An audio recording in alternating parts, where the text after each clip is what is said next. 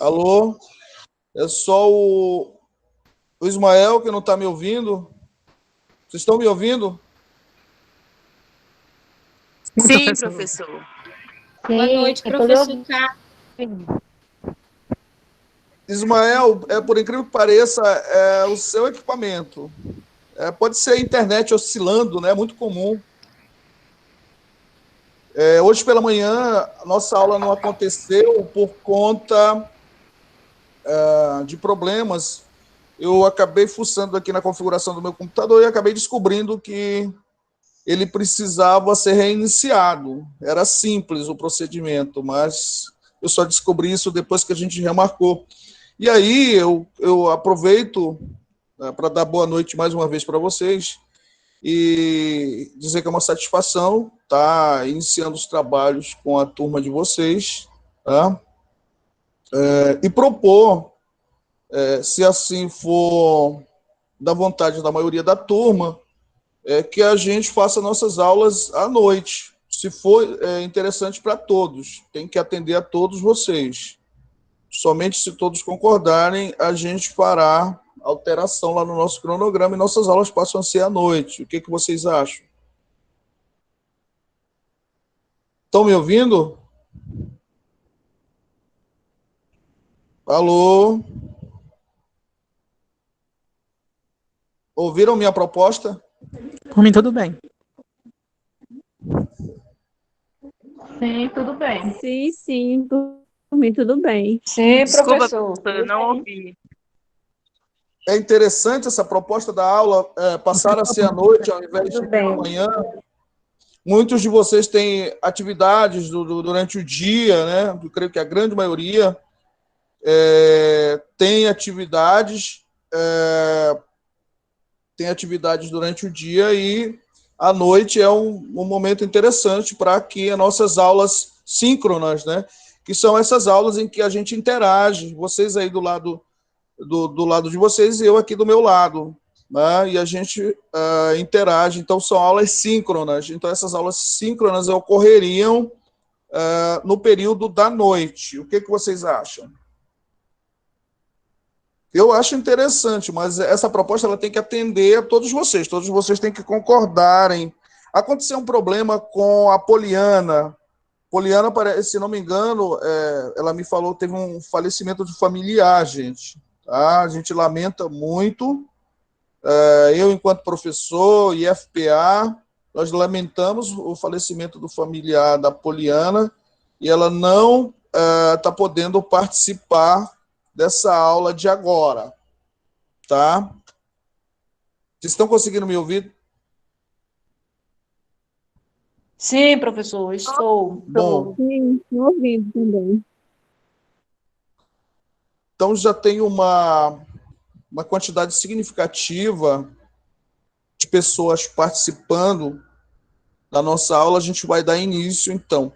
Dizer para vocês que eu lancei, vou repetir mais uma vez, lancei essa proposta de que nossas aulas sempre ocorram à noite, mas a maioria de vocês deve decidir. A proposta deve contemplar a todos. Se assim vocês decidirem, a gente continua à noite, senão a gente continua nossas aulas durante o dia mesmo, pela manhã. As aulas síncronas, tá? Existe uma aula síncrona e depois, no outro período do dia, a aula assíncrona, que é o momento em que vocês vão ter um estudo dirigido, vão estar discutindo entre vocês, vão estar lendo artigo, discutindo estratégia para apresentar algum trabalho, coisa do tipo. A nossa dinâmica ela vai ser sempre assim, ou seja, não tem condições da gente ter aula o dia todo, até porque é muito estafante, né? Por mais que o conteúdo seja interessante. Certo. Isabel está ouvindo? Não consegui entender. Espera aí. Deixa eu ver. Tá muito baixo. Eu vou fazer o seguinte, eu vou desligar aqui o ar-condicionado. Talvez ele esteja fazendo muito barulho, tá? De repente, é o que está ocorrendo. Se não for isso, pode ser Clerismar. Aliás, Isabel, né? Pode ser sua internet, Isabel. Só um instantinho.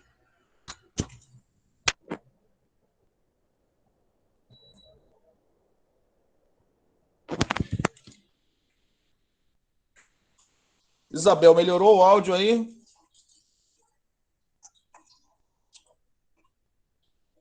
Hein, Isabel? Melhorou? Seu áudio melhorou, Isabel? Boa noite, Selena. Então, Isabel, Tá baixo, infelizmente baixo, baixo o áudio. Pode ser sua internet, então. Se o restante, os demais não tiverem com o mesmo problema. Então, pessoal. Tá cortando, tô ouvindo, mas tá muito baixo. Vamos fazer o seguinte, Isabel. Vai ficar gravado, está sendo gravado essa nossa aula, e depois, aquilo que você não entendeu vai ser postado tanto no grupo de Zap quanto na nossa página lá no Google Escola. Certo?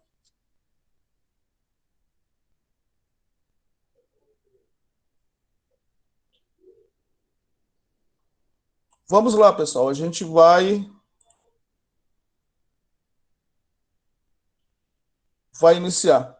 Pessoal, eu sempre gosto de iniciar com alguma mensagem, né? E não vai ser diferente.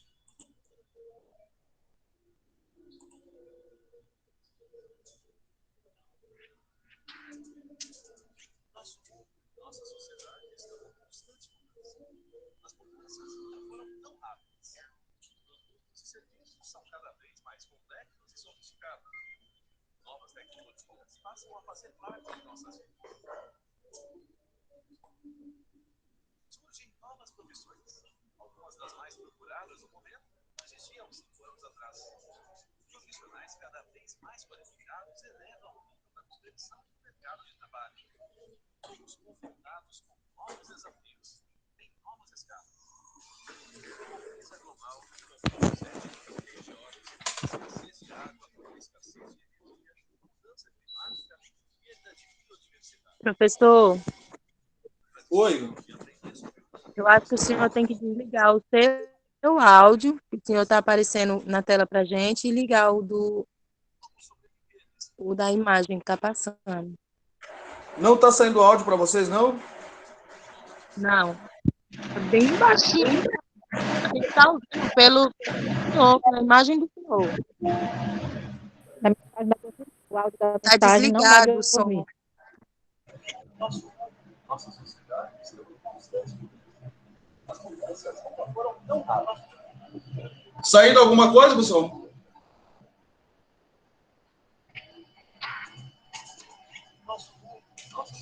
Só a imagem. Aqui para mim. Porque o microfonezinho está desligado.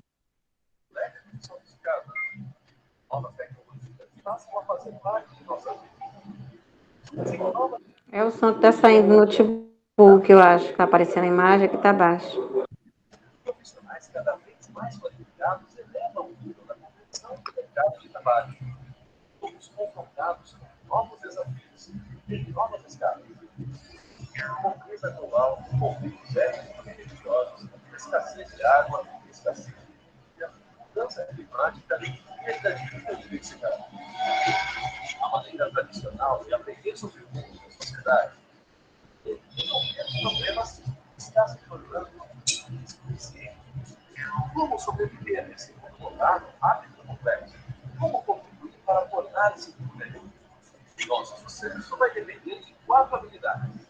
Pensamento e é fundamental para lidarmos com a imensa e crescente quantidade de informação. 2.000 novos websites são criados a cada hora. 25 horas de vídeo são postadas a cada dia. 2 milhões de vídeos são assistidos no YouTube diariamente.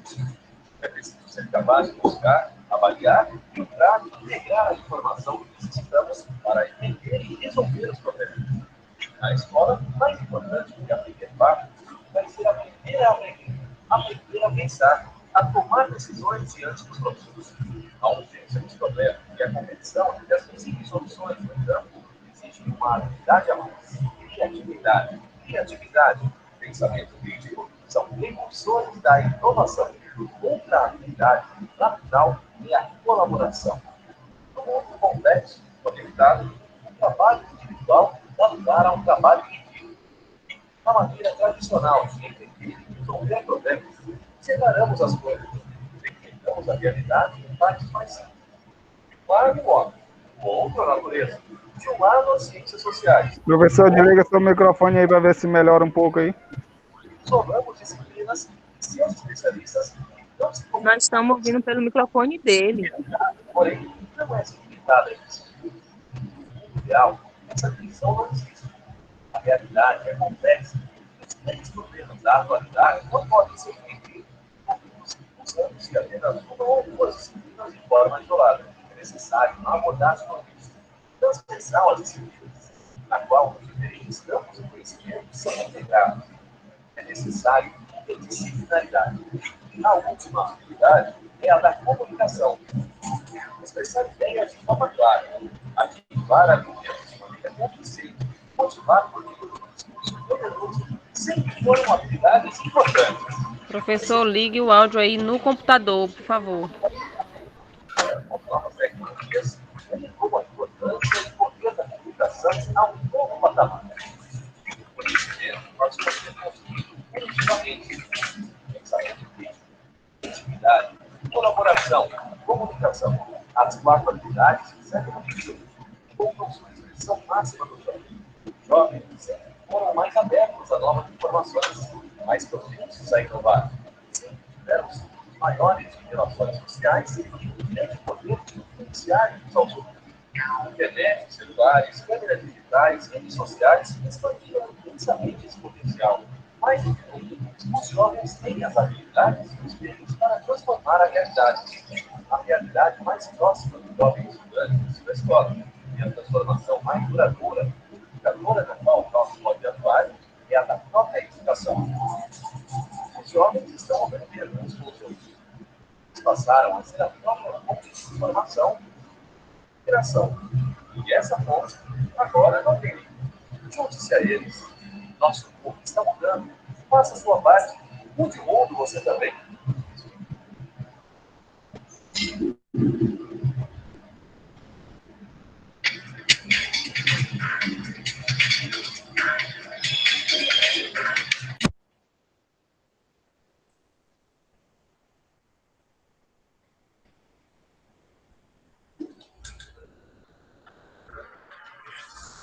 Pessoal, voltando. Como eu coloquei aqui no chat, aquilo que não ficar bem entendido agora, eu vou estar disponibilizando tanto no grupo de Zap quanto na página lá do Google Escola. Vocês vão poder ter acesso depois para dar uma verificada nesse vídeo. Acho que pouca gente deve ter entendido, até porque não ouviu bem. Mas a moral da história desse vídeo é que a gente precisa refletir sobre a nossa escola. Se você pegar uma foto da escola medieval e a escola de hoje, a parte física da escola, as cadeiras uma atrás da outra, o professor ao centro, quer dizer, a gente verifica que da escola medieval para a escola do século XXI não há muita diferença. Então, esse vídeo, ele conclama para que a gente preste atenção no jovem, no novo, que está vindo por aí, que está por aqui agora, que é responsável por essas transformações. E a escola, ela tem que se atentar a isso, a educação, de uma forma geral, tem que se atentar a isso. Isso eu queria mostrar antes da gente iniciar o nosso conteúdo, né, mostrar para vocês a ementa, o que a gente vai trabalhar durante as nossas aulas. Alguém levantou a mão? A Elaine? Elaine, pode falar. Elaine? Ou foi acidente? Tem uma mãozinha aí do lado. Vocês estão me ouvindo? Estão me ouvindo? Sim, Professor. Tem uma mãozinha aí do lado. Levantar é porque significa que você quer falar, certo? Levantar a mão. Já viram isso aí?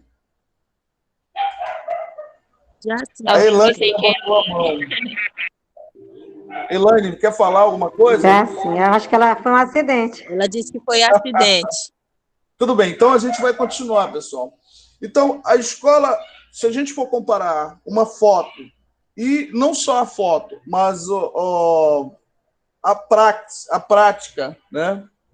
A praxis da escola medieval, a praxis da escola do século XXI, nós vamos observar poucas diferenças, né? Tanto que o nosso aluno hoje reclama muito, e ele é condutor das mudanças que a sociedade sofreu nos últimos anos. Essa sociedade que é chamada de sociedade informacional, né? Então, era só para que todos refletissem um pouco sobre a nossa função enquanto professores, enquanto educadores, né, dessa educação do século XXI. Pessoal, então, vamos iniciar a nossa aula propriamente dita.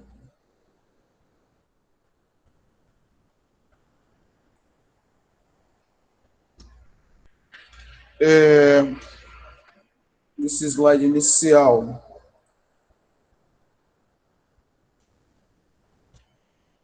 É o meu nome, Carlos Antônio Coelho Santos, que sou eu que vos falo. O curso de vocês, que é o curso superior de licenciatura em Educação do Campo, a disciplina, que é a Legislação e Diretrizes Educacionais, e essa é a nossa primeira aula.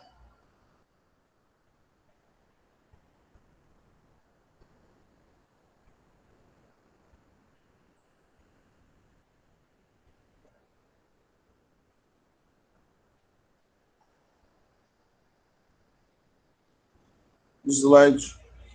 Estão conseguindo ver o slide, pessoal? Sim, professor. Sim. Ele não passou agora. Esse quadro, ele mostra a minha formação.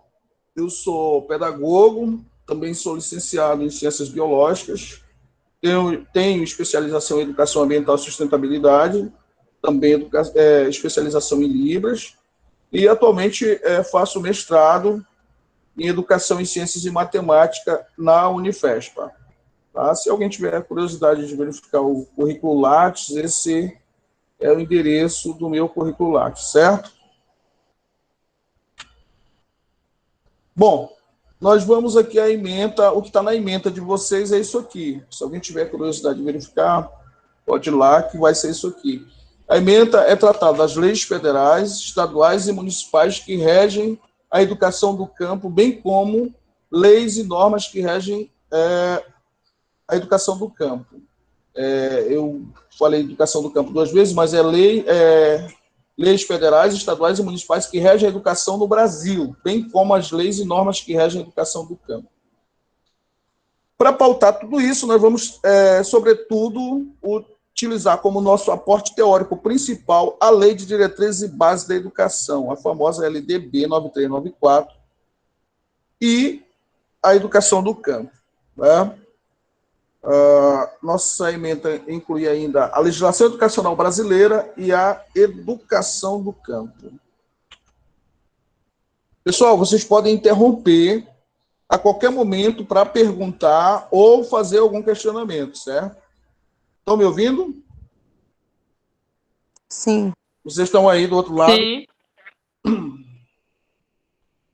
O objetivo é oportunizar os futuros docentes a aquisição de conhecimentos que fundamentem a compreensão acerca das políticas de legislação educacional brasileira, com vista a um posicionamento crítico frente aos desafios da realidade educacional e um engajamento comprometido com a construção de uma escola de qualidade.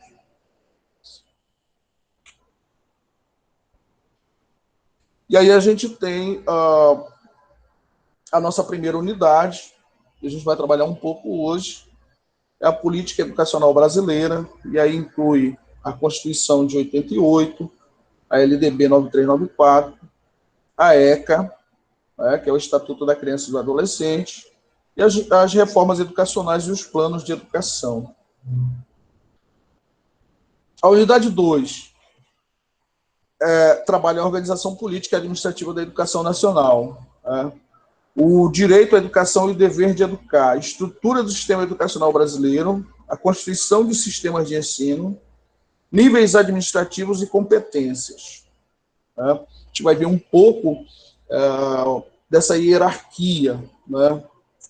As competências em relação à educação, tanto a educação básica quanto a educação superior. A quem compete responder por essas modalidades de ensino. A unidade 3 é a organização didática, né? Como que está justamente essas modalidades? A educação básica, que, como vocês sabem, inclui a educação infantil, a fundamental e a educação média. Né? E dentro dessa educação média, a gente encontra aí as modalidades de educação de jovens e adultos, a educação profissional e tecnológica, a educação especial e a educação do campo. Por fim, nós teremos na unidade 4 aquilo que mais nos interessa, uma das partes que mais nos interessa, que é relacionada aos profissionais da educação brasileira, né? A formação de docentes e de outros profissionais da educação para a educação básica. A valorização dos profissionais da educação, que é um dilema, não? Isso aqui são os instrumentos de aprendizagem e avaliação, como, de repente, vocês até já viram isso lá, eu postei no grupo também, né, de que forma que seremos avaliados aí, né? Participação nas discussões,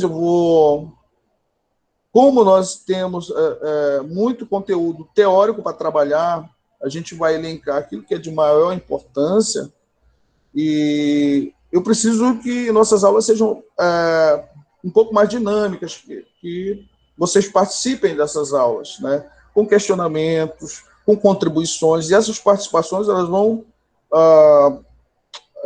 conferir para vocês 30% da nota, né? É importante, super importante. Participação e desempenho nas atividades propostas, que vão ser, nós vamos ter debates, nós vamos ter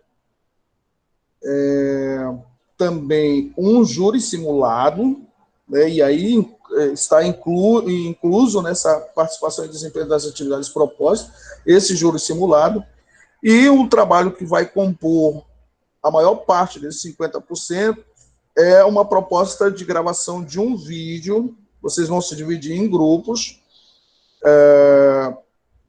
e vão gravar um vídeo falando, né, sobre uma modalidade de ensino. Tá? Então, isso a gente vai definir nas próximas aulas. Né? E a entrega desse trabalho, né, vai corresponder a 20%. Não só desse, é desse trabalho, que é o trabalho final. Corrigindo, a entrega desse trabalho vai corresponder a 20%. Então, ele vai ser a última etapa que nós vamos passar. Por quê? Porque vocês precisam ver todo o conteúdo para que vocês tenham amplas condições de fazer, desenvolver um vídeo que não fique muito amador, um vídeo que realmente contemple a proposta, tá? E a recuperação, infelizmente, uma prova teórica, tá? Através do Google Form. Mas eu creio que... Professor? Oi. Não se assustem, porque não é para se assustar. Tá ok, Não. é porque eu achei assim, só um pouquinho complicado, é como se... Alô? Oi, o senhor tá Luana, ouvindo? pode falar. Sim, eu tô falando que eu achei assim só um pouco complicado como será feito esse vídeo em grupo. Olha, você já viu 2 jornalistas falando, um jornalista e um comentarista do lado? O pessoal do futebol tem muito isso na resenha, né? O narrador ele tem o comentarista de arbitragem, tem o comentarista da partida, e às vezes tem mais outro comentarista, enfim. Mas vocês são quantos, vocês das humanas? Eu nem sei. Na sala agora nós temos 18. 18 comigo,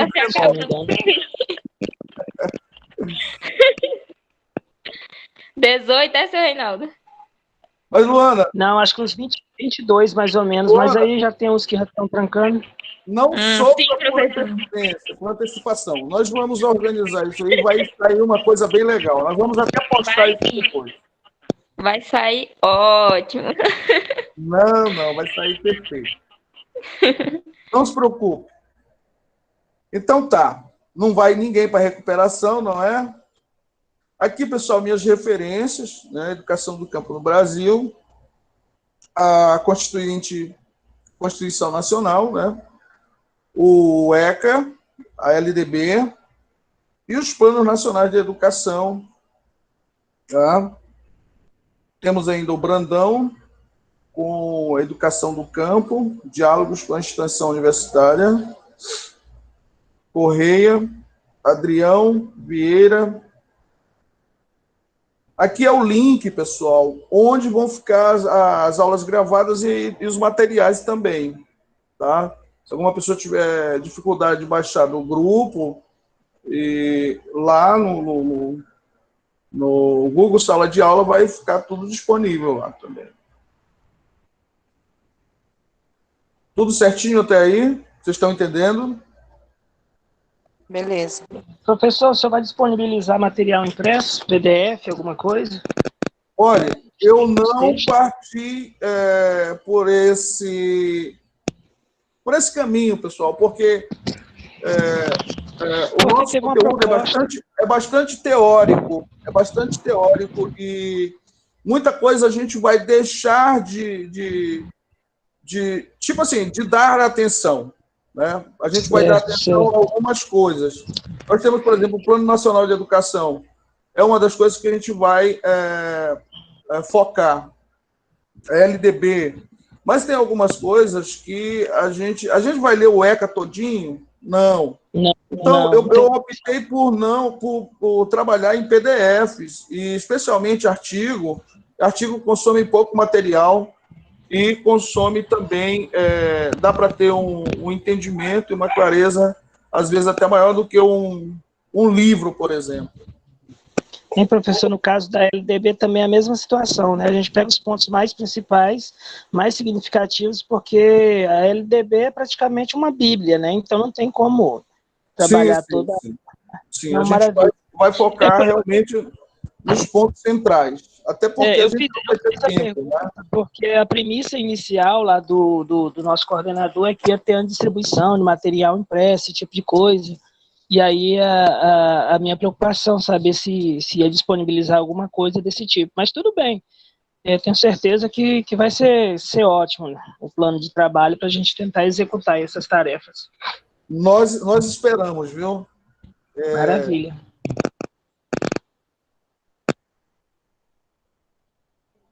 Chegando mais alguém aí.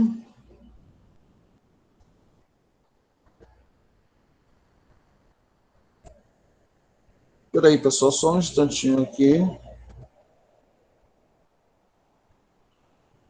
Pois é, Reinaldo. Eu espero que o material em PDF seja mais dinâmico, seja mais ágil até do que a gente ficar trabalhando com apostilado impresso. Então, para iniciar nossa aula de hoje, eu estou partindo de grandes interrogações humanas, né?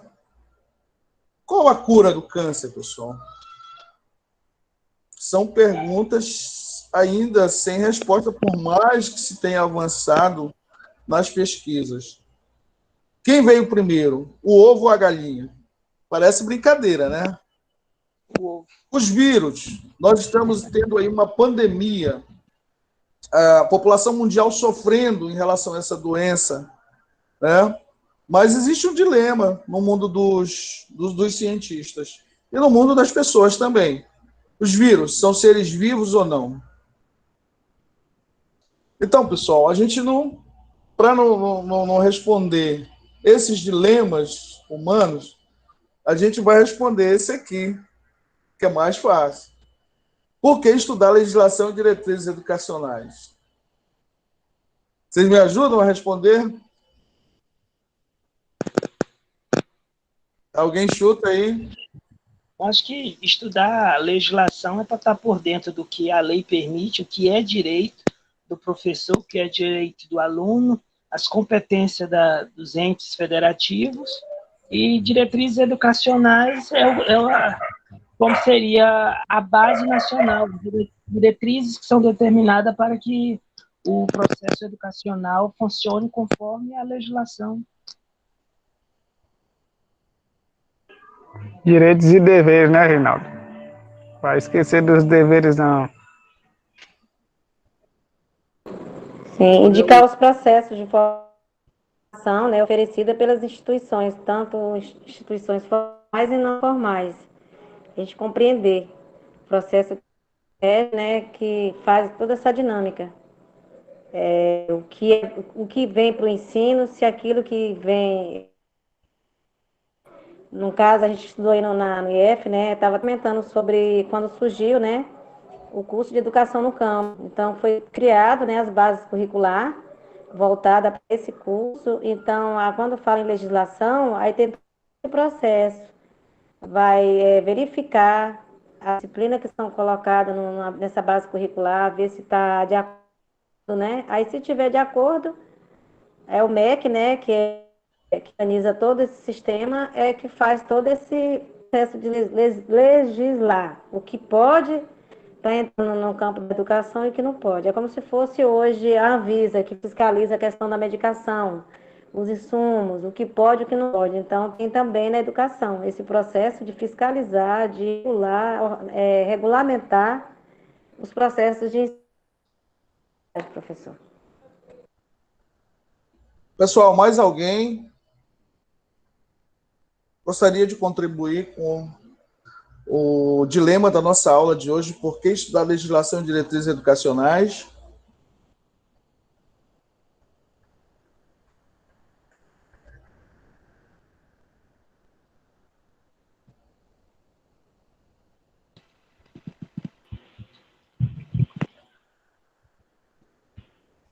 Olha,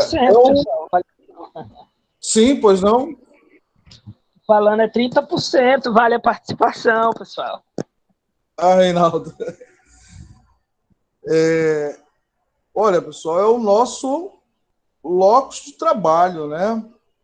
Quantos de vocês já atuam na educação?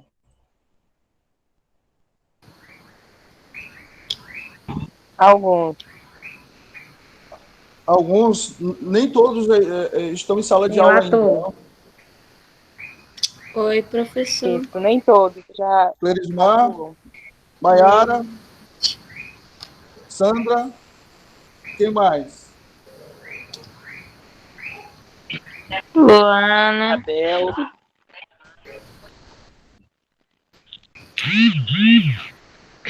Abel não está aqui hoje, não?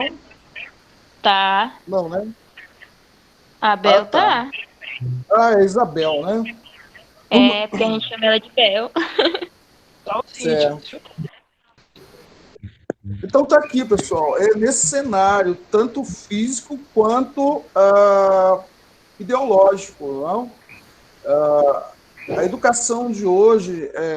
eu sei que ficou confusa a questão do vídeo, que era para a gente refletir, né, em relação à educação de ontem e à educação de hoje.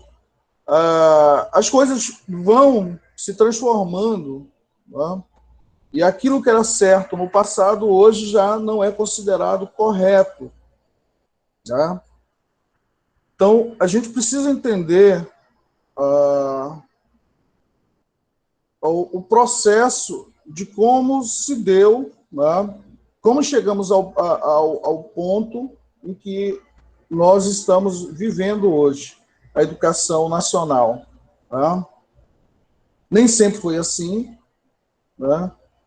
houve diversos movimentos, eu não sei se foi a Sandra que falou agora há pouco, acho que foi a Sandra, falou a questão dos movimentos, das mobilizações, e isso se resultar em legislação, resultar em leis, né? Foram brigas, foram lutas, foram travadas, né, para que a educação fosse encarada como ela é hoje. Então, a gente deve estudar legislação para também se posicionar, saber e poder se posicionar de forma crítica em sala de aula, na relação com os colegas e sobretudo, com os nossos alunos. Certo? Então, pessoal, tudo que nós estamos vivenciando hoje é graças à Constituição Federal de 88. Tá? Ela é considerada a primeira e mais importante voz do povo. Né? Foram vários movimentos pela educação, movimentos pela saúde pública, né? Lei orgânica do SUS, resultou em Lei Orgânica do SUS, resultou em LDB, resultou em uma série de regulamentações da educação nacional que a gente vai estar vendo a partir de agora. Tá?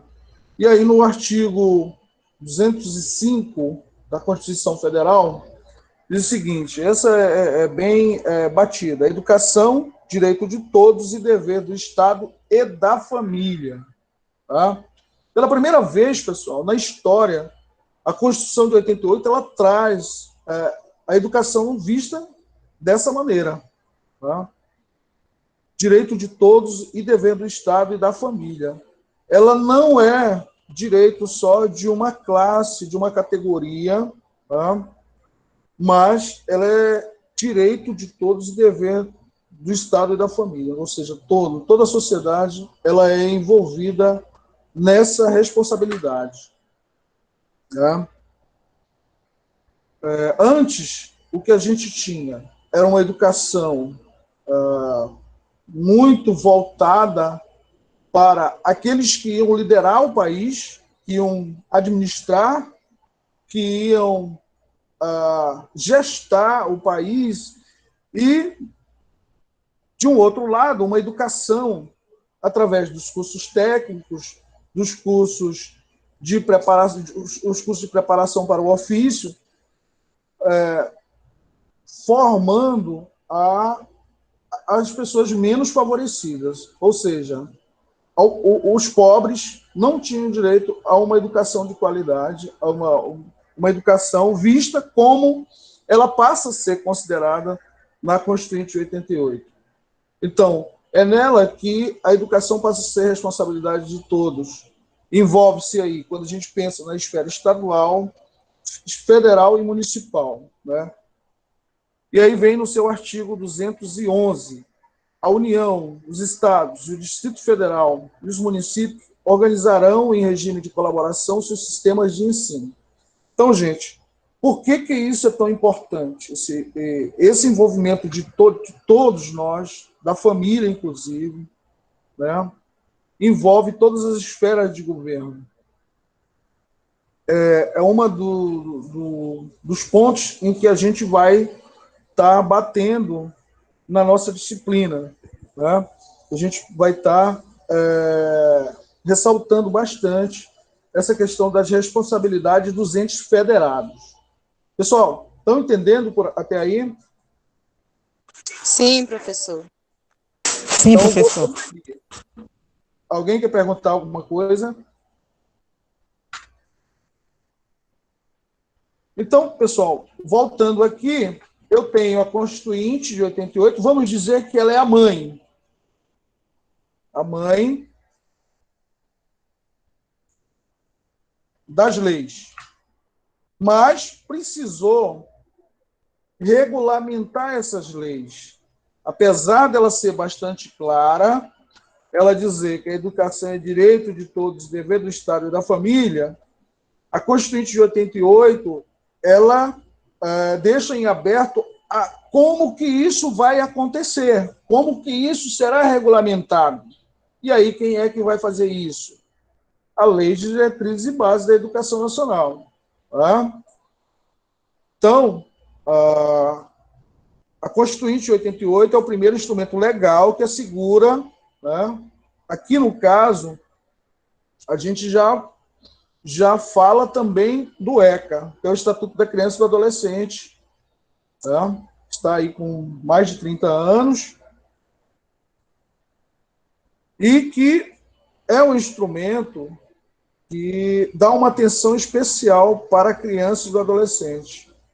Isso acontece pela primeira vez na história, pessoal. Antes, as crianças, por incrível que pareça, antes da Constituinte de 88, as crianças eram consideradas adultos em miniatura. Inclusive, a gente está aqui hoje conversando dessa forma, e é muito bom que isso aconteça, para que diminua, pelo menos, as pessoas que saem falando por aí que criança tem que trabalhar mesmo para não virar bandido, que imaginando, muitas vezes, a criança nesse adulto em miniatura. Pessoal, esse pensamento da criança adulto em miniatura é um pensamento medieval, né? Surgiu no final da Idade Média e início da Idade Moderna, né? E já é superado. O instrumento brasileiro do Estatuto da Criança e do Adolescente é considerado um dos mais avançados do mundo. E aí, ele, né, só existe por conta da Constituinte Federal de 88, né, que é o primeiro instrumento legal que assegura a proteção à criança. Né? Segundo essa Constituição, a proteção da infância e a garantia dos seus direitos são prioridade absoluta do Estado e também da própria família e da sociedade. Então, além da LDB, um outro instrumento que vem como aporte na educação brasileira, que, de certa forma, eu diria que revolucionou a educação nacional, foi o Estatuto da Criança e do Adolescente. Tá? Porque a criança e o adolescente, eles passam a ser tratados com outro olhar, e não mais com o olhar do período medieval, como eu falei para vocês, final do período medieval, início da Idade Moderna, em que a criança é vista como um adulto em miniatura, né, que deve trabalhar assim, não deve ter tempo para fazer tarefa, para estudar, deve aprender a vida pesada desde cedo. Não, isso é um pensamento que o ECA abomina, viu? Então, eu lembro que eu trabalhei, pessoal, muitos anos como secretário de escola. E algumas professoras, elas iam nas vilinhas mais... Na cidade onde eu morava, existia uma chamada Vila do 11, em que as professoras da primeira... Lá era EJA, mas estudava muita criança fora da faixa escolar. E essas professoras elas iam em busca desses alunos, porque as famílias não são famílias com muitos problemas, e uma certa desagregação familiar, e não davam atenção, né, de forma a encaminhar essas crianças para a escola. Né? E aí os professores iam conversar com a família, iam fazer a retomada desses alunos para que eles voltassem para a escola. É uma situação muito difícil, delicada, mas que ainda existe no nosso país e que a ECA tenta corrigir isso. Tá? Diz o seguinte aqui: os pais são obrigados a matricular os filhos no sistema de ensino e zelar pela frequência regular. Tá? Não é só matricular e esquecer lá o seu aluno, deixando ele como se fosse num num depósito lá esquecido. Não. Não, tem um caráter de educação, né, de disciplina. Tá? Então, as crianças e adolescentes têm direito à educação pública e gratuita. As escolas devem reportar casos de evasão escolar ou casos que identifiquem maus tratos envolvendo esses alunos. Ou seja, aquele aluno que sofre os maus tratos, que é atividade penosa, enfim. Isso aí, como eu falei para vocês, que era encarado na Idade Média, no final da Idade Média, enquanto a criança, um adulto em miniatura, isso é superado, mas a gente sabe que ainda existe. Muitas vezes, voltando a falar dessa professora que ia atrás desses alunos para recuperar esses alunos para a escola, né, para matrícula e tudo mais, para eles frequentassem a escola. A gente sabe que a educação é o caminho para a superação de uma série de dificuldades humanas. Né? A educação é o caminho. E essas professoras muitas vezes chegavam com esses alunos sem documento algum. Né? Antes da Constituinte de 88, pessoal, se você não tivesse documento, certidão de nascimento, por exemplo, se o aluno não tivesse, a criança não tivesse certidão de nascimento, a matrícula era negada. Hoje, por conta do ECA, né, e da mudança, do entendimento, do pensamento que se teve, isso já não ocorre mais. Né? O conceito é lá acionado e é providenciado, e esse aluno, muito antes desse documento ser providenciado, ele já é matriculado, sim. Pessoal, estão entendendo até aí? Alô? Sim. Luana? Só a Luana que Tudo certo. Tá tudo certo. Sim. Sim, estamos entendendo aqui. Ismael, está ouvindo agora, Ismael? Claro. Legal. Sim, professor. Tá ok aqui. Pessoal, se vocês estiverem tendo alguma dificuldade, me avisem que eu paro, volto, tá? Não tem problema algum, não. Beleza. Tá bom. Como eu falei para vocês, antes da Constituinte de 88, olha só o marco que é essa Constituição, pessoal. E isso era muito comum aqui no Brasil, o trabalho infantil. Eu não sei se alguém é dessa região aqui do Sudeste, aqui mais para essa região aqui do Jacundá, Tailândia. Vocês conhecem essa região?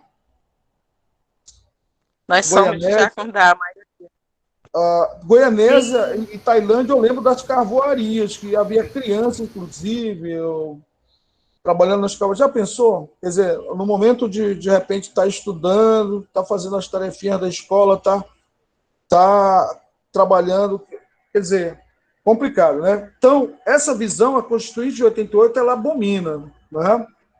O adulto em miniatura, como eu falei para vocês, ele surge aí já aqui diz que na Idade Moderna, né?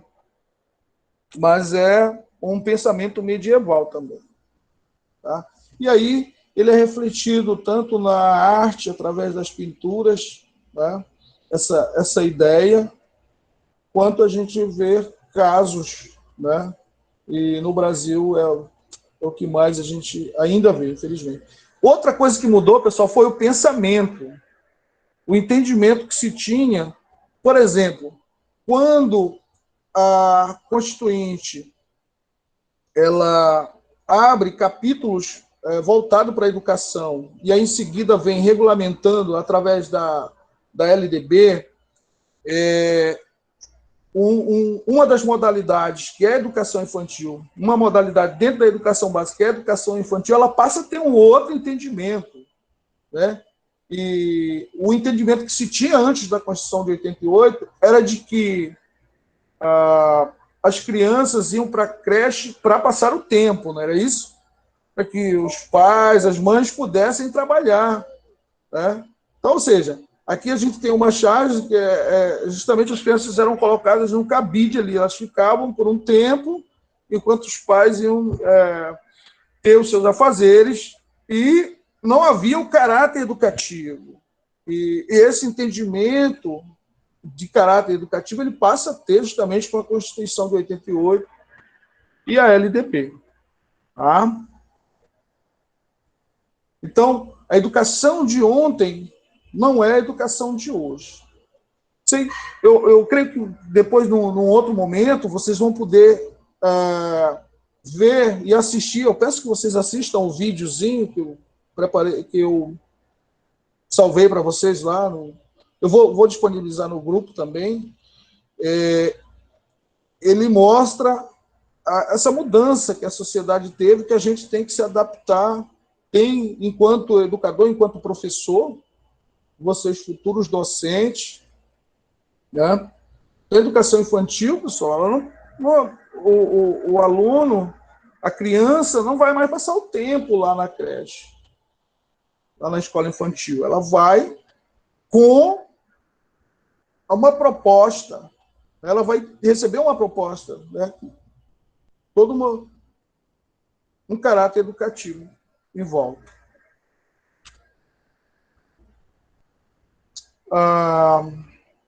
Essa aqui é mais para reportar a historinha que eu acabei de contar para vocês, de que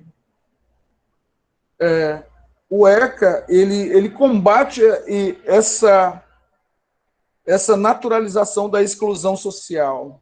Se eu não tenho certidão de nascimento, eu sou uma criança, não tenho certidão, meus pais têm uma desagregação familiar, eu não tenho direito à educação. Não, o ECA combate isso. Né? E aí, pessoal, nessa filosofia, né, a gente percebe os pensamentos de grandes teóricos da humanidade. Né? A gente tem importantes contribuições na LDB, né? Assim como temos importantes contribuições de teóricos importantíssimos na educação do campo, mas nesse momento aqui eu falo do Estatuto da Criança e do Adolescente, que é a influência de Immanuel Kant, né? A influência kantiana. A educação é uma proposição universal, que a educação assegure a racionalidade da cidadania. O direito à educação corresponde ao dever de educar-se, porque não existe pessoa humana sem educação. O homem é a única criatura que há de ser educada. Essas são palavras de Kant. E aí a inspiração foi emprestada ao ECA, que é o Estatuto da Criança e do Adolescente.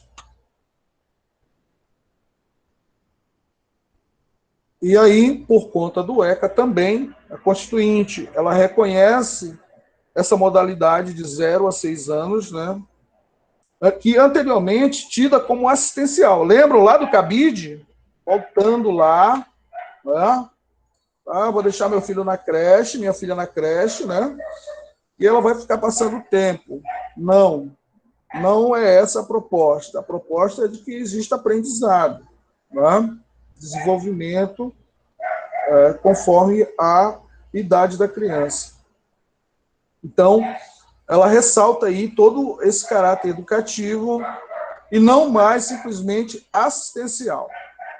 E aí a figurinha são 30 anos de luta por direitos, né, que são atemporais. Voltando a falar da LDB, pessoal, seu artigo 1º, né, a educação abrange os processos formativos que se desenvolvem na família, na convivência humana, no trabalho, nas instituições de ensino e pesquisa, nos movimentos sociais e organizações da sociedade civil e nas manifestações culturais. Isso é a LDB 9394. Eu pergunto para vocês, alguém saberia me dizer quantas LDBs nós já tivemos? Deixa eu ver se vocês não estão dormindo aí do outro lado. Alô, turma?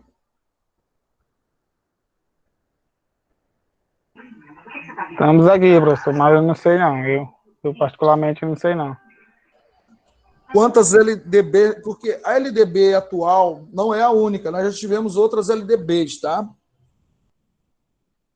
Eu falei para vocês, aquilo que era certo no passado, hoje já não é. Então, E, consequentemente, ela vem sendo atualizada, né? Então, é provável que já tenha...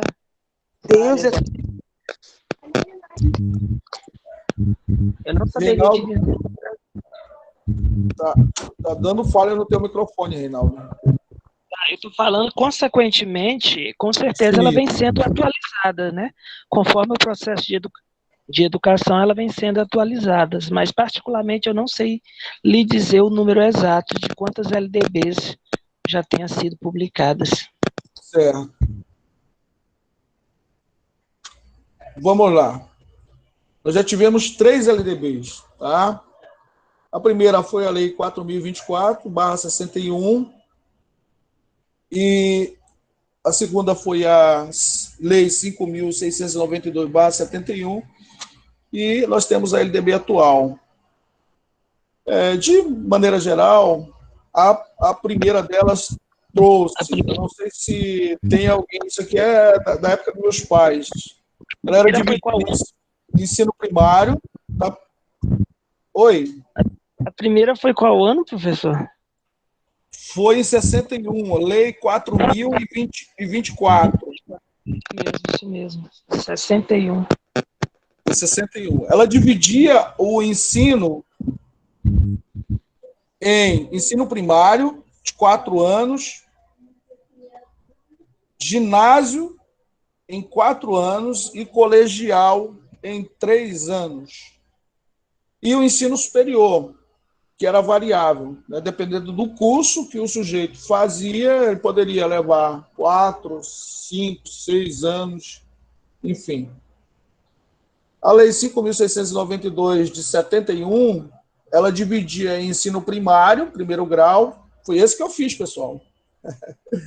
8 anos, o segundo grau, 3 a 4 anos, e o ensino superior também era variável, né? E, por fim, nós temos a LDB atual 9394, que é a que nós vamos trabalhar, a educação básica, né? Ela é dividida em educação infantil, ensino fundamental e ensino médio, né? E nós temos o ensino superior, né? Então, ela é dividida em 2 grandes modalidades, educação básica e ensino superior. Essa é a grande novidade, né? E a novidade também que a educação fundamental, ela passa, a educação infantil e fundamental, ela passa a ter 9 anos.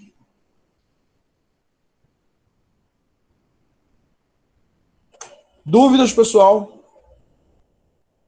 Um tema que a gente vai trabalhar bastante é essa questão, né? Inclusive a ideia de que vocês façam os vídeos, vocês trabalhem a questão para explicar para as pessoas qual é a competência de cada ente federado, né? Artigo 8º, a União, os Estados, o Distrito Federal e os municípios organizarão, em regime de colaboração, os respectivos sistemas de ensino, ou níveis de ensino, né? A União, ensino superior, os Estados, em alguns estados, ensino fundamental e médio, porque a prioridade para estados é o ensino médio, e os municípios, educação infantil e ensino fundamental. Professor, deixa eu lhe fazer uma pergunta. Você falou que é 2 bases, nível fundamental e superior, é? No quadro aqui da LDB?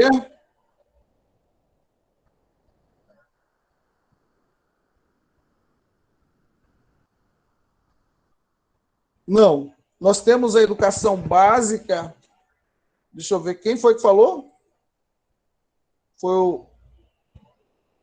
o Mael. Ismael. Reinaldo? Foi Reinaldo ou foi Ismael? Ismael. Professor, na hora que eu estava falando das 3 LDBs, o meu estava falhando aqui. Teria como o senhor repetir? Ou vai... você disse que vai ficar gravado, né? Está gravando. Está gravando. Desculpa. Sem problema, Clérismar. Então, pessoal, é assim, a educação básica, ela é dividida em 3 modalidades: educação infantil, ensino fundamental e ensino médio. Pessoal, isso é questão, inclusive, de concurso público, viu? Educação básica se divide em educação infantil, ensino fundamental e ensino médio. O próprio nome já diz tudo, né? Ela é básica. Todos devem ter. Né? Felizmente, a gente ainda tem números de analfabetismo consideráveis no nosso país. Mas a educação básica ela se divide aí nessas 3 modalidades: infantil, fundamental e médio. Entendido? Entendi. Beleza. Aí nós temos um probleminha. Olha, se acostumem com minhas aulas, para saber se vocês estão assistindo mesmo ou estão fazendo outras coisas aí do outro lado. Um estudo de caso. O que é um estudo de caso? A gente analisa uma situação, tá? E aí vai fazer apontamentos sobre esse estudo de caso. O município brasileiro, o M, oferta ensino fundamental, como prevê a legislação. Vocês acabaram de ver aqui. Municípios, né? Educação infantil e ensino fundamental. Confere? Sem, contudo, conseguir atender a todas as crianças na educação infantil e nos anos iniciais. Ou seja, ele tem uma falha lá na educação infantil, que é para ele atender também. Atendendo a pedido da comunidade, aí era uma vírgula, né? Tinha uma vírgula. A prefeitura pleiteia junto ao MEC a oferta de ensino superior. Vocês acham que isso é possível? Vamos lá, pessoal.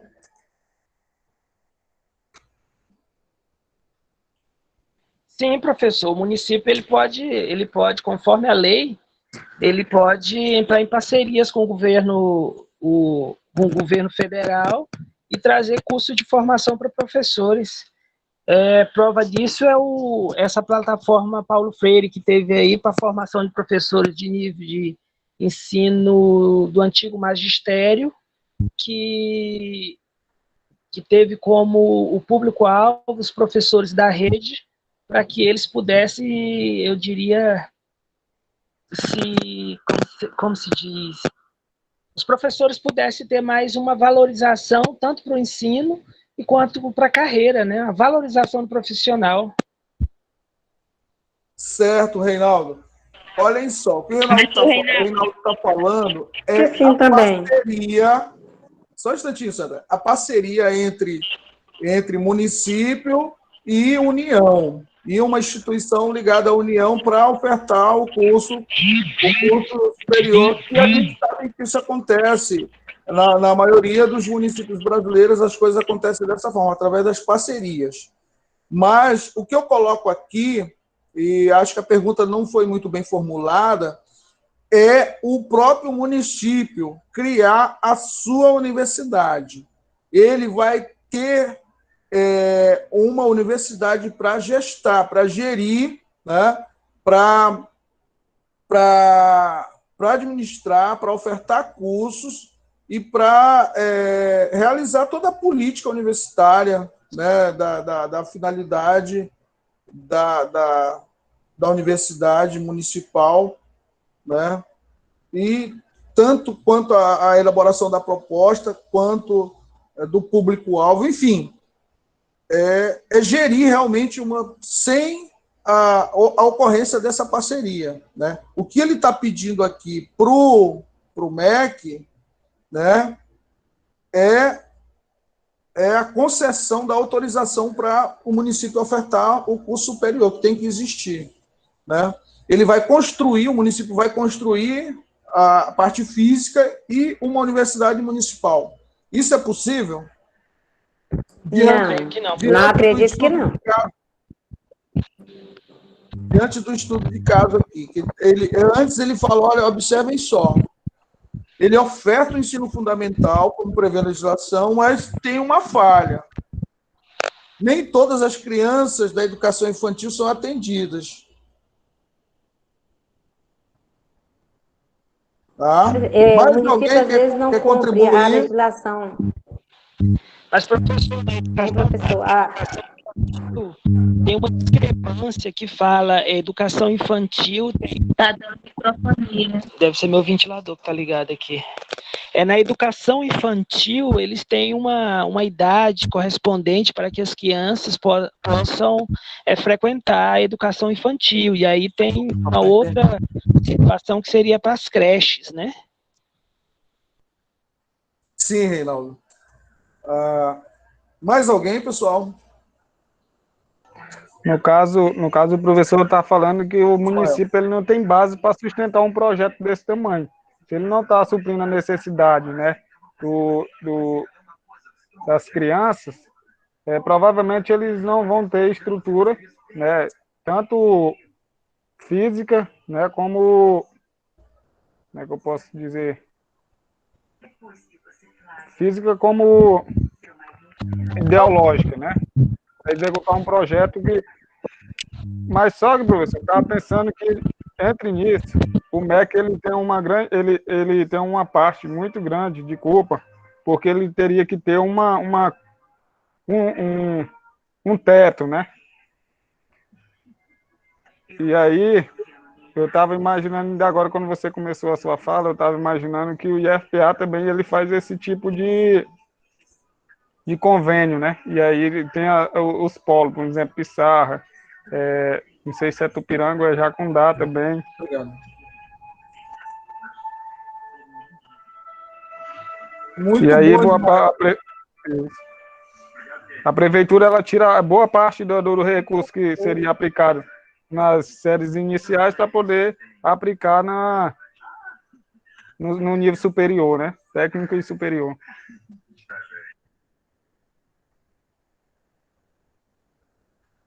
Ismael, é exatamente esse pensamento que essa reflexão precisa ser feita.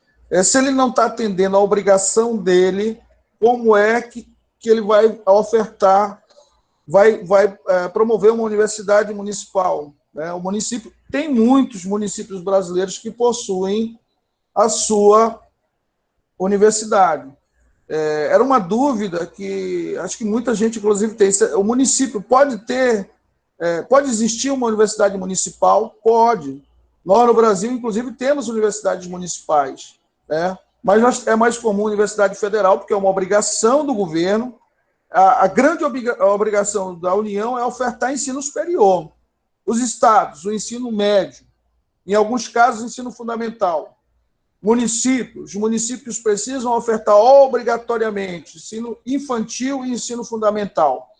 Se ele atender 100% de toda a clientela do ensino fundamental e ensino infantil, ele pode montar outra modalidade, ele pode montar uma universidade, por exemplo. Né? Nesse caso aqui, seria um absurdo, tá?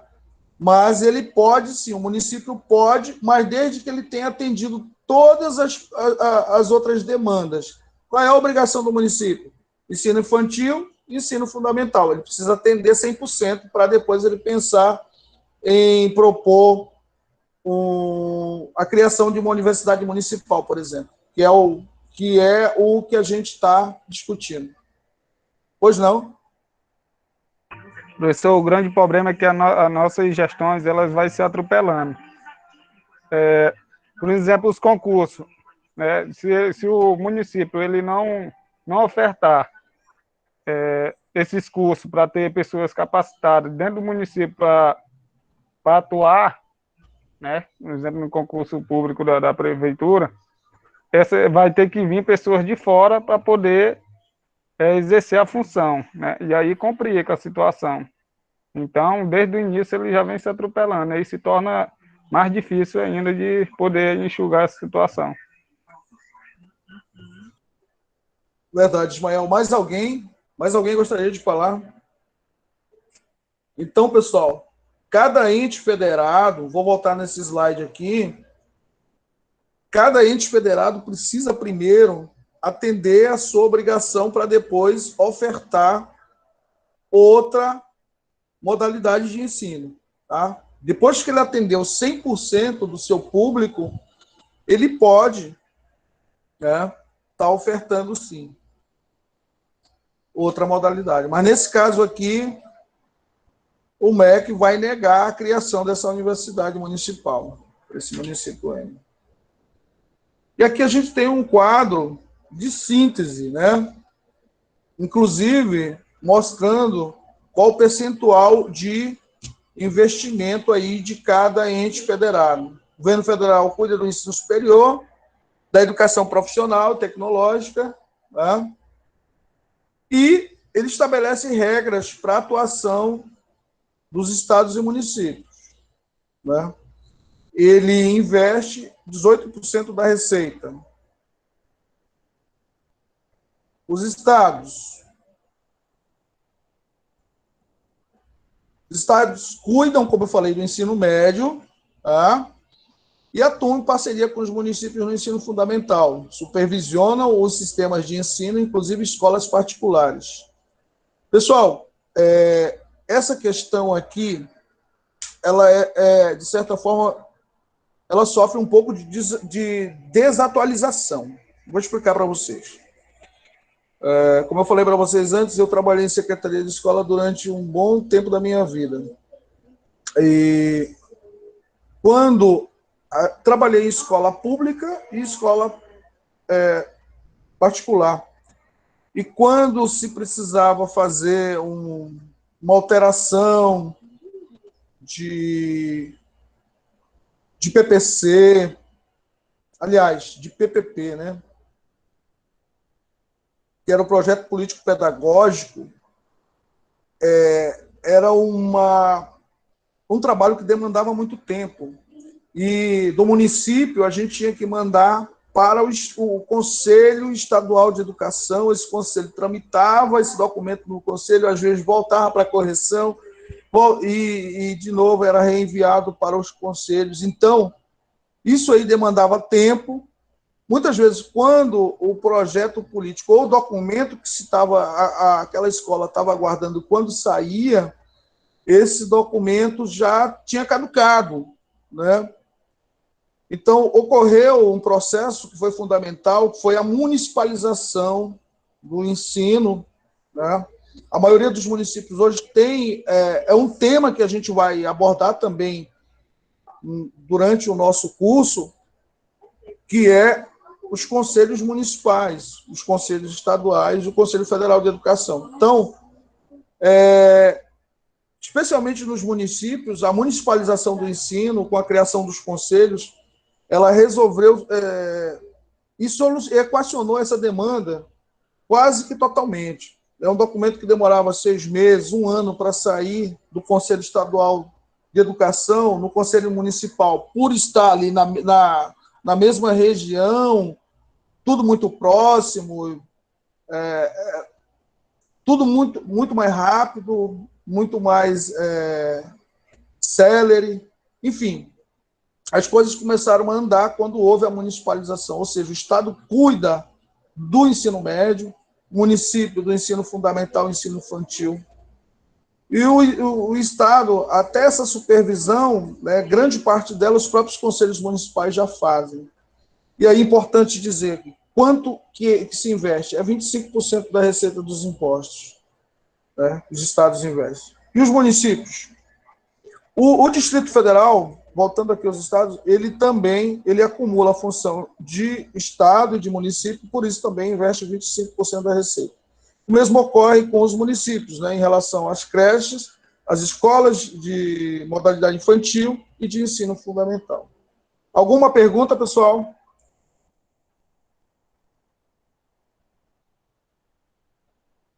Pessoal, para que tudo isso funcione, não como orquestra sinfônica, mas que funcione harmonicamente, ou minimamente harmonicamente, por assim dizer,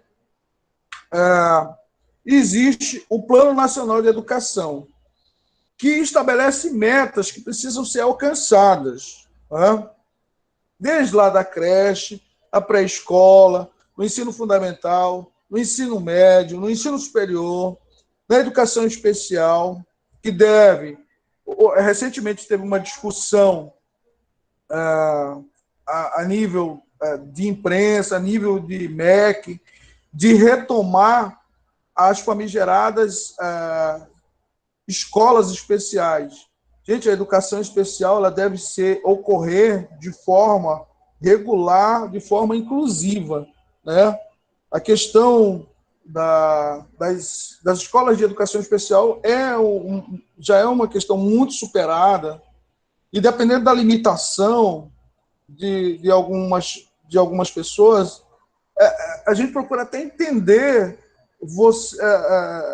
a pessoa defender, não, eu prefiro que meu filho, porque ele tem muitas limitações, ele seja atendido numa escola só de pessoas iguais.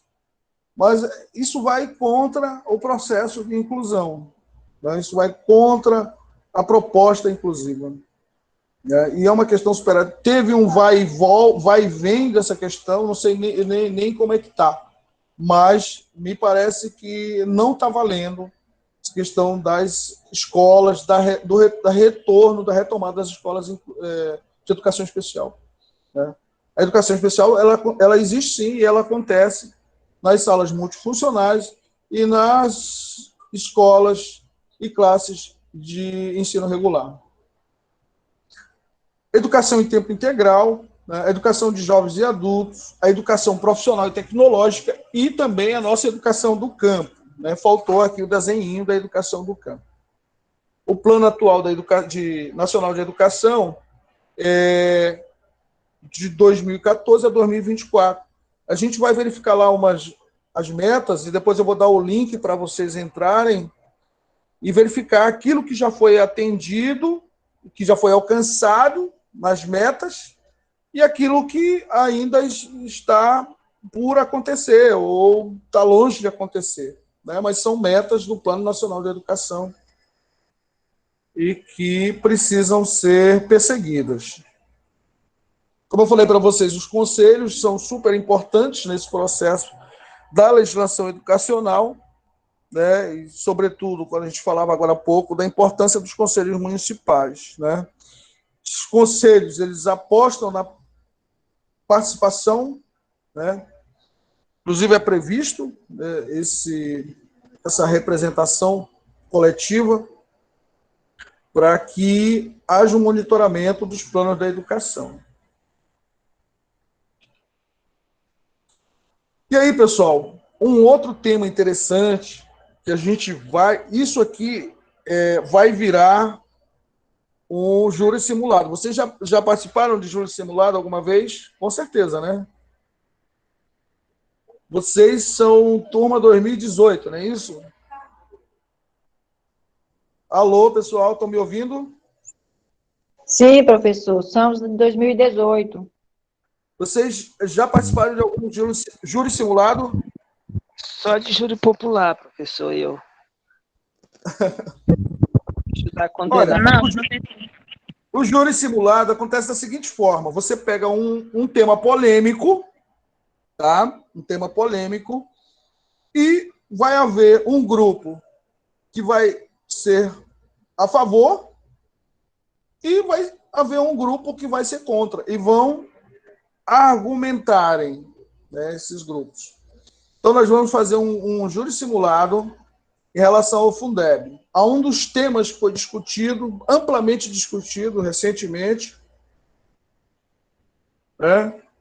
E aí eu trago aqui o Gramsci para vocês, o Antônio Gramsci. E por envolver grandes somas, né, grandes volumes de dinheiro, que é o financiamento da educação brasileira, né? E aí o Gramsci, ele traz o seguinte: as tramas legislativas e os embates entre dois projetos de sociedade de educação foram e ainda são enredados por atores que se localizam em dois mundos cujo ideário é antagônico. Tá? Então, são propostas antagônicas, e a gente viu isso bem recentemente um debate acalorado, né? E que a gente vai tentar reproduzir um pouco disso no nosso júri simulado. É mais uma atividade, hein? Vou anotando aí. Então, pessoal, o Fundeb, ele é uma política pública para a educação, justamente para financiar a educação básica pública, né? Ele está previsto no artigo 212 da Constituição Federal, né? Na LDB, tem emendas constitucionais, inclusive foi fruto recentemente de um amplo debate, porque ele vigorou por 14 anos e ele foi aprovado agora novamente para continuar vigorando, né? E houve muito embate, né? Eu vou só dar uma panorâmica para a gente não se aprofundar muito, porque vocês vão acabar debatendo muito isso mais adiante. Me corrijam se eu estiver errado, mas o nosso cronograma de aula é assim, 19, hoje, 20, aí depois só em março, é isso mesmo? Eu não entendi essa distância das nossas aulas. Ou eu digitei errado lá no cronograma de aula? No cronograma tá isso mesmo. Poxa, vai ficar um espaçozão aí entre as nossas aulas, né? Complicado, né? Mas vamos fazer o seguinte, porque são assuntos interessantes para a gente discutir, pessoal. Dá muito pano para manga e vai ficar assim um espaço aí muito grande, né? Sim, vai ficar ruim depois pra gente retomar. Eu achei também, quando eu vi, eu achei meio estranho. Então, nós vamos fazer o seguinte, eu não vou sobrecarregar vocês de atividade. Eu acho que as nossas aulas no mês de março, elas vão suprir as necessidades, né? Dizem que numa ementa é impossível cumprir 100% dela. Mas, como eu falei para vocês, a minha ideia é de pegar aquilo que é mais significativo para vocês, né? Para que vocês saiam do curso de licenciatura em educação do campo, que vocês possam atuar enquanto docentes que têm um olhar crítico e que conheçam um pouco da legislação, né? E possam ter esse olhar mais aguçado em relação a isso. Então, os principais objetivos do Fundeb é promover a equalização dos recursos entre estados e municípios, ou seja, equalizar, não deixar que um fique com muito, outro com pouco, concorrer pela universalização da educação básica no país, redução das desigualdades no financiamento da educação básica, valorização dos profissionais da educação básica pública. Esse é um dos temas que se a gente tivesse mais tempo, a gente poderia aprofundar um pouco mais, né? Isso, como diz o outro, muito nos interessa também. Assegurar condições para a criação do piso salarial para o magistério da educação básica. Já existe, né? O piso, embora, infelizmente, muitos municípios aí, estados, inclusive, não cumpram o piso, ou protelem, fiquem adiando. É lamentável, né? Como a educação é tratada, infelizmente. Mas, enfim. E a distribuição desses recursos, né? São distribuídos com base no número de alunos, né? Conforme o último censo, o censo mais recente, conforme esse. Ou seja, eu estava conversando com o nosso diretor do campus e eu vou até pedir permissão para ele para contar isso, que ele falando numa palestra que é terrível a questão de receber por aluno, porque você nunca recebe pela quantidade de aluno que você tem, mas você recebe pela quantidade de aluno do ano anterior, né? Isso é uma realidade que realmente precisava ser corrigida, né? De repente, se a escola tinha 100 alunos e pulou para 200, mas durante o ano todinho, com aqueles 200 alunos, vai ter que funcionar com recursos relativos aos 100 alunos do ano anterior. Municípios, né, com as suas obrigações, ensino fundamental e infantil, estados, ensino médio, né, em alguns casos o fundamental também. A escala de inclusão dos alunos do ensino fundamental regular e especial e alunos da educação infantil, ensino médio e EJA, e educação do campo também, né, pessoal?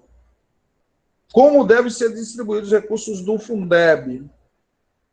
Ele deve ser distribuído para educação infantil, creches em tempo integral, pré-escola em tempo integral, creche parcial e pré-escola parcial. Ensino fundamental, séries iniciais urbanas, séries iniciais da educação do campo. Olha aí nossa educação do campo. Séries finais urbanas e séries finais da educação do campo e EFA, de tempo integral. Ensino médio urbano e rural, integrado à educação profissional, tecnológica, ensino especial, educação indígena e quilombola, educação de jovens e adultos. Educação de jovens e adultos é uma particularidade, pessoal. Teve, assim como a educação do campo sofreu bastante o processo de nucleação e fechamento de escolas nos últimos anos, a educação de jovens e adultos também teve um baque com fechamento de cursos e, de certa forma, o público da educação de jovens e adultos, que já é um público que sofre estigma de discriminação. Por quê? Porque o indivíduo está fora da faixa etária. Né? Trabalhei com jovens e adultos e sei que, se você falar uma vírgula, o sujeito que está ali para retomar os seus estudos depois de muito tempo parado, ele não volta mais para a tua sala de aula. Então, tem sofrido vertiginosamente uma política de fechamento desses cursos. Isso é lamentável. Tá? Professor, foi bom você levantar essa questão. Eu tive experiência de estagiar 1 ano e meio pelo PIBID numa sala de educação de jovens e adultos. E era assim, uma sala com mais ou menos 16 a 17, entre senhoras e praticamente 2 rapazes. Assim, a gente sabe das dificuldades, e uma das piores dificuldades que nós temos dentro da educação é sobre o currículo, sobre o que vai ser ensinado para essas pessoas que geralmente estavam ali, era avós, mãe de família, esposa, dona de casa.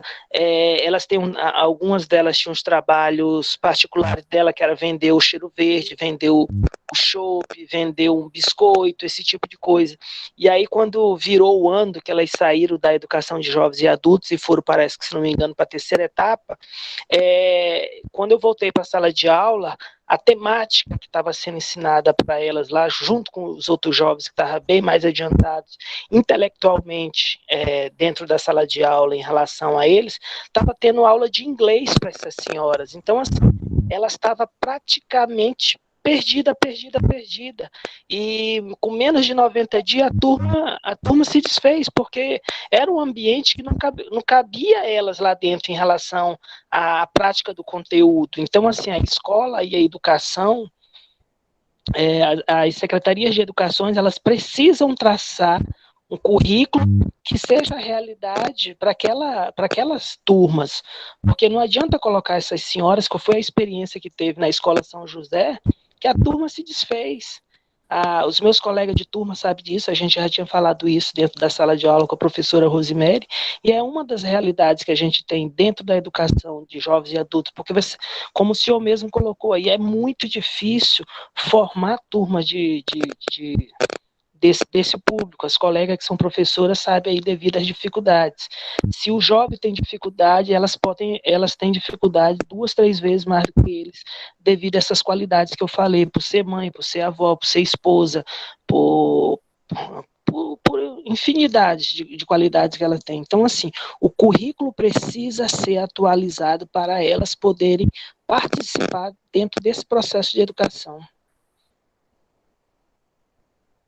Muito bem, Reinaldo. E aí, uma das acho que, de certa forma, a solução que encontraram foi colocar essas senhoras, senhores, pessoal fora da faixa, junto com o aluno regular. Você já imaginou? E aí a confusão que dá. A confusão que dá no seguinte sentido. Você imagina na quarta etapa um aluno, uma aluna de 15 anos fazendo quarta etapa e uma senhora de 50, um senhor de 50, né? É uma outra realidade. Então, isso tem prejudicado bastante a política de EJA no Brasil, lamentavelmente. Pessoal, já passamos das 8 horas, né? Essa aula síncrona, quando a gente gasta muito tempo com ela começa a não ter mais efeito. Está todo mundo já cansado. Parece que à noite a gente cansa até um pouco mais rápido. Isso é natural por conta do ciclo cardiano, né? Noite foi feita para dormir. Então, a gente tende a ficar um pouco mais cansado. Então, já estamos encerrando.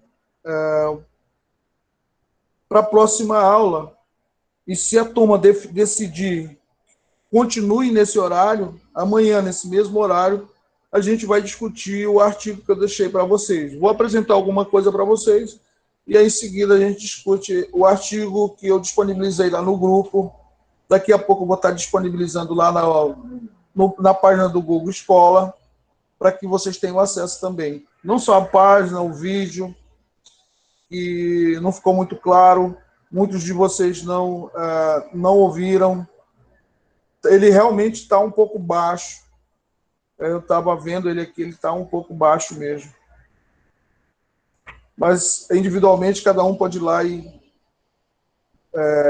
baixar e assistir o vídeo depois. Então, era isso que eu tinha para vocês.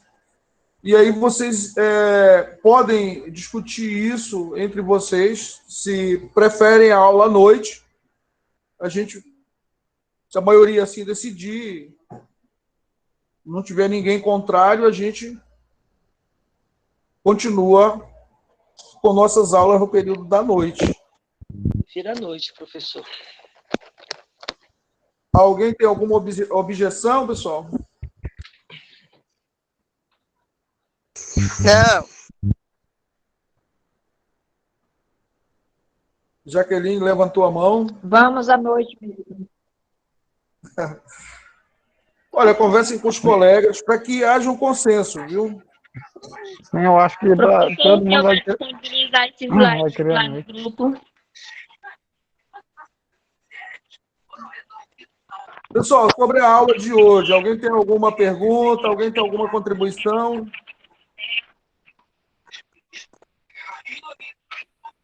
Professor? Eu só quero saber se tem como disponibilizar. Ismael? Só quero saber se o senhor vai disponibilizar o slide lá no grupo. Vou fazer isso também. Vou disponibilizar todo o material de hoje, o do artigo, que é a nossa temática de amanhã, está disponibilizado lá. Tudo na comédia. Jaqueline. Então, pessoal, era isso que eu tinha para vocês. Se alguém quiser falar alguma coisa, eu acho que já está de bom tamanho por hoje. Professor, no chat aí ficou... Nós fizemos uma chamada, entendeu? Certo, eu agradeço. Eu já até tenho um controle aqui. Fica o controle de todo mundo que entrou na sala e participou, e a presença vai ficar garantida lá. Beleza, tá certo. Tem uma lista de presença. Fica automático. Amanhã no mesmo horário. Muito Mas obrigado, Jaqueline. Maiara. Oi, querida.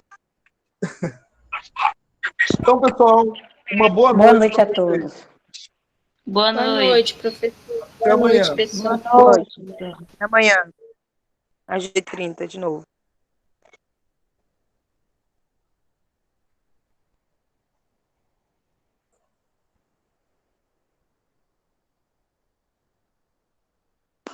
Boa noite. Lúcia, cuidado com a noiva na estrada.